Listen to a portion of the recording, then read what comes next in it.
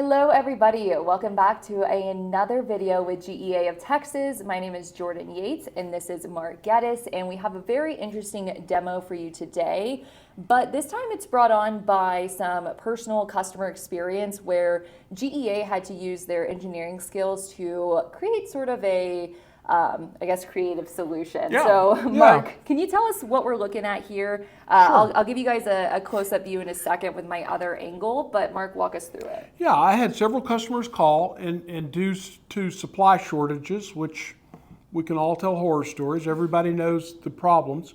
I had two customers in particular that had sensors that they were telling me wouldn't work.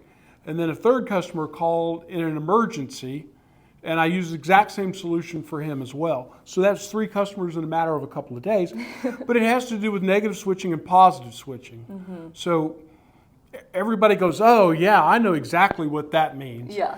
But the terms NPN and PNP mean the same thing, syncing and sourcing, pull, push. I always say negative and positive because that way I can figure out how to wire it up. Yep. So what we have here is a positive switching sensor, PNP. Mm-hmm. We do have a mechanical, electromechanical relay. Okay. And then a small micro PLC. This is an Omron PLC. This is a CP1 series for them. Okay. And what I'm going to do is make the sensor actuate, and I'm going to have the output of the sensor turn on the coil of the relay, and then the contact of the relay give the PLC input, and you'll see this light come on just so you'll know that we actually did something. So this is a Banner Q5X sensor, which has got a visible laser, and we'll probably show you that on another day, but it's shining in your eyes right now.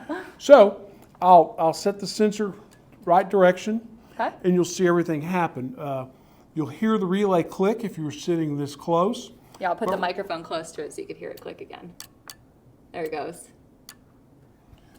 So this is just an easy $4 solution to, I got to have this working right now. And we had that happen, and so I decided that it was probably not a unique problem to me or to us, and thought this might be a good solution for those of you out there still suffering from supply shortages. God bless you, I know that's a problem. Yeah, well, there was that solution, and then there was another way to have an input for the light bar. So we have over here an HMI, which is pretty interesting. It's nice when, you know, you can't solve your original problem and you don't only have one creative solution, but you got two. So Mark, what is going on over here? So this is a Redline HMI, or human-machine interface. We want to be politically correct. It's humans and not man. Yep. But this is their 9-inch graphite series. And this is very simple. I'm just going to turn this light on and off. But I've programmed in some touch buttons. All right, let me get it up close of you doing that. There you go. All right, show us. It's color coordinated, red no less. So the red button's going to turn on the red light. Nice. And I'm going to turn it off because that's the way I programmed the demo. Amazing. But this is sending a signal over what we call FIN's gateway, from the red line to the PLC over its Ethernet cable. And then the PLC is doing the control logic, it's just on or off. Mm-hmm. But that way we've combined these two devices for this solution. So here's the green, which again the screen is telling you on off here. Mm-hmm. It's telling you it's on off right here. Yep. And then I've got this nice big graphic to tell you that it's on in case you're in another room, or we'll show the remote capability here in a minute. Okay. But again, off. And again, just because I had it, we turn on the white light, same results. I'm going to turn it off. And then just to be fancy, we'll make it blink. So if you were in a machine down situation or emergency, or you're trying to get the operator to wake up, we'll do something a little bit different. Perfect. All right, so I there you have guess it. now we'll go show the remote version of this, and that will kind of wrap up this this demo. So we'll see you guys on the remote side. As we also said, there is the remote option. So I will show you a close-up here. Mark is holding an iPad, which has the remote view of the HMI. It honestly looks very similar. So Mark, show us now, if we click here, what will show up on this bar. So we'll see the same thing that we saw a minute ago. Here's the indication that the light is on. Mm-hmm. And again, the text will tell you that it's on. The bit text right here will tell you that it's on, and then the visual indication or the dynamic graphic will also tell you that it's on and off.